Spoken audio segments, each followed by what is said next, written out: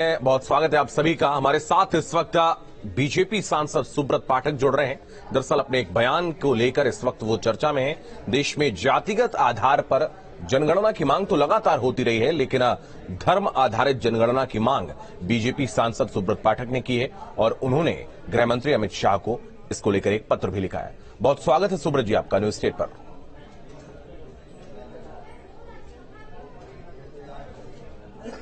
धन्यवाद, नमस्कार जी।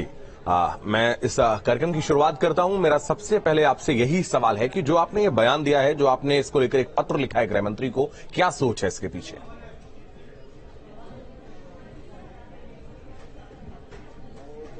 नहीं, देखो, ये बयान मैंने कोई अभी नहीं दिया। बयान तो मैं इसको काफी पहले मैंने इस बयान को दिया था जब ये जाति जनगणना की बात उठी थी। तो उसके बाद में ये बयान संज्ञान में मेरा शायद मीडिया ने अभी लिया है। और ये जो पत्र लिखने का विषय तो ये था कि चूंकि मैं सदन में इस बात को रखना चाहता था, लेकिन सदन में कांग्रेस के हंगामे के कारण से अपनी बात रखने का जो हम लोगों को अवसर मिलता है जीरो आवर में या अन्य प्लेटफॉर्म पे, तो वो अवसर नहीं मिल सका, जिस कारण से हमने फिर इसको पत्र लिखा है। चूंकि एक सोची समझी एक साजिश के तहत इस देश में कट्टरपंथियों और देश विरोधी ताकतों के दबाव में जो तुष्टीकरण करने वाले जो राजनीतिक दल हैं, और सबसे बड़ी बात की जो सत्ता में भी रह चुके हैं और सत्ता में रहते हुए कभी उनको जाति जनगणना की बात नहीं आई, लेकिन आज उन्होंने जाति जनगणना की बात तब की है जब देश में एक ऐसी सरकार है जो सबका साथ सबके विकास के साथ में काम कर रही है और गरीब की उसकी योजना का हर पात्र तक उस योजना को बगैर किसी भेदभाव के पहुंचाने का भी काम कर रही है। तो कुल मिलाकर एक ऐसे समय पर इस बात को उठाना तो मैंने देश के एक बड़े मुद्दे से देश के लोगों का ध्यान भटकाने की एक साजिश है। क्योंकि इस देश की आजादी 1947 में हुई थी और 47 में जब आजादी मिली थी तो उस समय देश का विभाजन भी हुआ था। और विभाजन जो कहीं ना कहीं हुआ था वो संप्रदाय के नाम पर हुआ था, इस्लाम के नाम पर एक बड़ा टुकड़ा देश का पाकिस्तान के रूप में अलग कर दिया गया था। और जो हिंदुस्तान शेष था उस समय के ऊपर, उस हिंदुस्तान में 7% अल्पसंख्यक थे, 93% हिंदू थे। अल्पसंख्यक यानी कि उस समय के ऊपर मुस्लिम, ईसाई, सिख, जैन, बौद्ध, पारसी आदि संप्रदाय को मानने वाले, और हिंदू यानी कि अगड़ा पिछड़ा अनुसूचित जाति जनजाति को आदि को मानने वाले। और इस देश में सैकड़ों हजारों जातियां, तो ये जो हिंदू संप्रदाय के अंतर्गत आती है 93% जनसंख्या थी। लेकिन आजादी के आज 75 साल बाद इस दौर में हम सभी ने देखा कि हमारे देश में घुसपैठ भी हुई। हमारे देश के वोट बैंक के लालची नेताओं ने उस घुसपैठ को संरक्षण भी दिया और ये विदेशी चाहे रोहिंग्या हो, बांग्लादेशी, पाकिस्तानी मुस्लिम जो हमारे देश में आए, इनका वोट भी बना दिया, इनका आधार भी बनवा दिया। तो और साथ ही साथ विदेशी फंडिंग के आधार पर भी हमारे देश में धर्म परिवर्तन काफी बड़े पैमाने पर हुआ है। और जो धर्म परिवर्तन जो भी हमारे देश में हुए हैं तो उसमें फंडिंग के साथ साथ कई प्रकार के षड्यंत्र भी सामने आए, इसमें लव जिहाद है, लैंड जिहाद है, गेम जिहाद है। तो इस प्रकार से अब जब देश में आज आजादी के 75 साल बाद जब देश के कई राज्यों में जब मुस्लिमों की आबादी बहुत तेजी के साथ बढ़ी है, कश्मीर है, असम है, केरला है, बंगाल है, और साथ ही साथ 200 से भी अधिक जनपद मुस्लिम बाहुल्य हो गए हैं। तो ऐसे समय पे के ऊपर जब कहीं ना कहीं कई मॉड्यूल भी सामने आए हैं, जिसमें पीएफआई का मॉड्यूल के 2047 में इस इस्लामिक राज्य बना देंगे हिंदुस्तान को और यहाँ के ऊपर शरिया का कानून लागू करेंगे। तो क्या ये षड्यंत्र का ही कोई हिस्सा है कि आखिर मुस्लिम आबादी की वृद्धि का दर क्या है और जिस दर से मुस्लिम आपने धार्मिक आधार पर जो जनगणना की मांग की है की भी वृद्धि हुई है, आपने सवाल खड़े किए, मुस्लिमों की बढ़ती हुई जनसंख्या को लेकर आपने सवाल खड़े किए, लेकिन आपका लेटर भी मैंने पढ़ा था और सबसे पहले न्यूज नेशन और न्यूज स्टेट ने इस खबर को चलाया था। उसमें आपने ये भी जिक्र किया कि हिंदुओं की आबादी कम हुई है।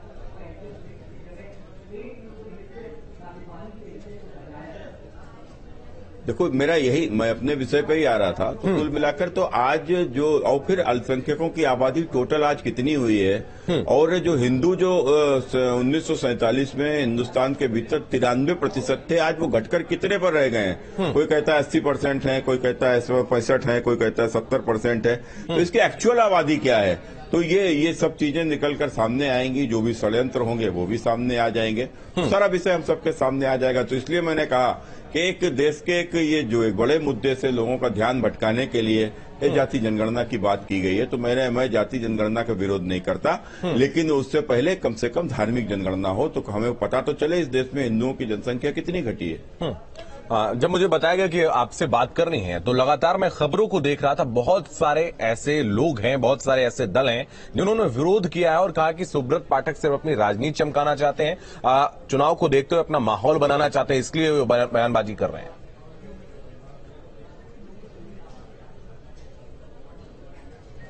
नहीं, देखो, अब किसी को ये लगता होगा तो मैं इस मुद्दे पर कभी राजनीति नहीं करता, लेकिन जो चीज जो दिखती है तो मुझे अकेले थोड़े ना दिखती है, समाज को दिखती है। तो जो समाज को दिखती है वो बातें कही जाएंगी, शायद इसीलिए हम लोग जनता का जो प्रतिनिधित्व करते हैं, तो जनता ने हमको अवसर दिया है तो उस अवसर का उपयोग करना, अपनी बात को सदन में रखना। इस देश में इस प्रकार की जो चीजें हमको दिखती है, ठीक है, हम तो कह रहे अगर हमको कुछ गलत दिख रहा होगा तो भी स्पष्ट होकर सामने तो आ जाएगा ना। अब जो इस बात की बात कर रहे तो वही लोग तो है जो जाति जनगणना की बात कर रहे थे। तो जाति जनगणना अगर ठीक है तो धार्मिक जनगणना गलत क्यों है? तो इसका भी तो जवाब देना चाहिए। तो कुल मिलाकर देखो, ये जोड़ तोड़ की राजनीति करने वाले लोग, कुल मिलाकर इतने प्रतिशत मुसलमान हमको मिल जाए, इतने प्रतिशत हमारी जाति, ये जाति और जोड़ लो, किसी प्रकार से सत्ता को तक पहुंच जाओ, सत्ता हथिया लो, सत्ता हथियाने के बाद केवल अपने परिवारों का भला करो, यही तो होता रहा है। और कुल मिलाकर इसीलिए इस प्रकार की राजनीति करने वाले लोगों को कभी मेरी बात पसंद नहीं आएगी। तो खैर, ये उनकी राजनीति है, मेरी अपनी राजनीति है, वो अपना काम करेंगे, मैं अपना काम करूंगा। बिल्कुल, जिस मुद्दे की आप बात कर रहे हैं और आपने कहा कि इसको आप सदन में भी उठाना चाहते थे और आपको अवसर हालांकि वहां पर नहीं मिल पाया, एक आरोप यह भी लग रहा है कि पिछले 5 साल में जब से आप सांसद बने हैं और आपने बड़ी जीत हासिल की थी कन्नौज लोकसभा सीट से, तब से ये मुद्दा आखिर क्यों आपके दिमाग में पहले नहीं आया, क्यों इतनी प्रखरता से क्यों नहीं आपने उठाया इस मुद्दे को?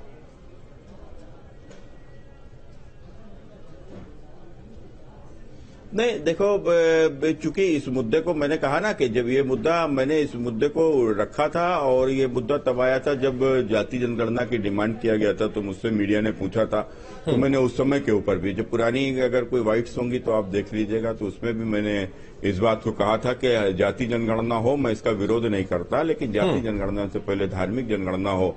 तो धार्मिक जनगणना में कम से कम लोगों की समझ में तो आए कि जब किस संप्रदाय की आखिर कितनी संख्या है, और उसके मुकाबले जब हमारी जाति जनगणना हो जाएगी तो हमारी समझ में ये भी आ जाएगा कि उस संप्रदाय के मुकाबले आखिर हमारी जाति की संख्या क्या है और सामने वाला संप्रदाय हमारी जाति से कितने गुना अधिक है, ये भी लोगों के दिमाग में कम से कम आएगा।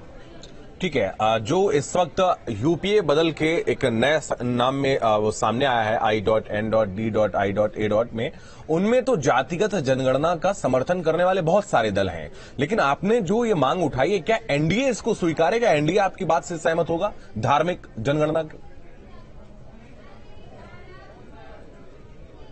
नहीं, देखो, मैंने क्या कहा कि मैंने कहा ना कि मैंने ये अपना विषय जो मेरे को समझ में आया, मैंने वो विषय पत्र लिख दिया। अब सदन में बात अगर मौका मिलता सदन में उठाता। आपने देखा होगा कि मैंने सदन में लव जिहाद को लेकर भी एक विषय उठाया था। सिनेमा के द्वारा किस प्रकार से एक षड्यंत्र के तहत एक कहीं ना कहीं लव जिहाद को बढ़ावा दिया जाता है, ये मुद्दा मैंने सदन के भीतर रखा था। इस बार मुझे अवसर मिल जाता तो मैं इस मुद्दे को भी सदन के भीतर रख देता। तो कुल मिलाकर अब सदन में नहीं रख पाया तो मैंने सरकार को लिख दिया। तो ये तो मेरी अपनी निजी राय है। अब मैंने पार्टी के ऊपर अपनी राय नहीं थोप रहा, सरकार के ऊपर अपनी राय नहीं थोप रहा। सरकार को यदि अच्छा लगता है और यदि जाति जनगणना सरकार कराती है तो मेरा सरकार से डिमांड है कि उससे पहले धार्मिक जनगणना कराए। बिल्कुल, ये आपने मांग रखी और बहुत सारे लोगों की भी ये मांग जरूर होगी जो चाहते हैं कि धार्मिक आधार पर जनगणना होनी चाहिए। लेकिन कुछ लोग एनडीए में भी, आपके गठबंधन में भी कुछ लोग ऐसे हैं जो जातिगत आधार पर जनगणना की मांग कर रहे हैं। आपके साथ में एनडीए का एक फिर से जो आपके साथ जुड़ गए हैं एसबीएसपी, ओपी राजभर की जो पार्टी है, वो तो खुले तौर पर जातिगत जनगणना की मांग करते रहे हैं और आपके साथ अब वो आ गए।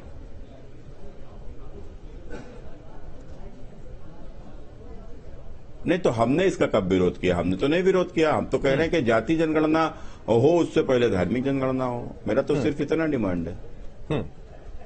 बिल्कुल। अब इस वक्त अगर हम देखें लगातार चाहे हम आपकी बात करें, भारतीय जनता पार्टी के और वरिष्ठ नेताओं की बात करें, विपक्ष के नेताओं से जब हम बात करते हैं तो उनका सीधे तौर पर एक आरोप रहता है कि आने वाला साल जो है वो चुनावी साल है और इसी वजह से ये बयान दिए जा रहे हैं। ज्ञानवापी विवाद इस वक्त लगातार सुर्खियों में रहा है और मुख्यमंत्री योगी आदित्यनाथ की भी प्रतिक्रिया आपने सुनी। उन्होंने ज्ञानवापी को मस्जिद कहने पर आपत्ति जाहिर की। उन्होंने कहा कि वो मस्जिद नहीं है और अगर उसको मस्जिद कहेंगे तो विवाद होगा। दीवारें चीख चीख कर बता रही हैं कि वहां पर क्या था। आपकी इस पर क्या प्रतिक्रिया है?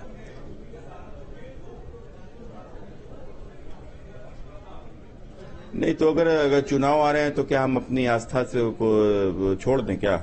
चुनाव आ रहे हैं तो क्या हम पूजा पाठ करना छोड़ दें? चुनाव आ रहे हैं तो क्या हम मंदिर जाना छोड़ दें? चुनाव आ रहे हैं इससे इसका क्या अर्थ है भाई? चुनाव आ रहे हैं तो कोई मुद्दे थोड़े ना समाप्त हो जाएंगे। चुनाव आया तो चुनाव तो एक स्वाभाविक है, हमें हमारे मुद्दों के ऊपर चर्चा करने का सबसे बड़ा प्लेटफॉर्म होता है। हमारे देश के गृह मंत्री माननीय अमित भाई शाह जी इस बात को कहते हैं कि जब चुनाव आता है तो कम से कम हमें हमारी विचारधारा को नीचे तक पहुंचाने का अवसर प्राप्त होता है। तो ये चुनाव आया तो इससे चुनाव से भागने की क्या आवश्यकता है? कोई विषय यदि मेरा विषय जनहित में है तो जनता भी मेरी बात को समझेगी, और यदि जनहित में मेरा विषय है तो जनता हमको समर्थन करेगी।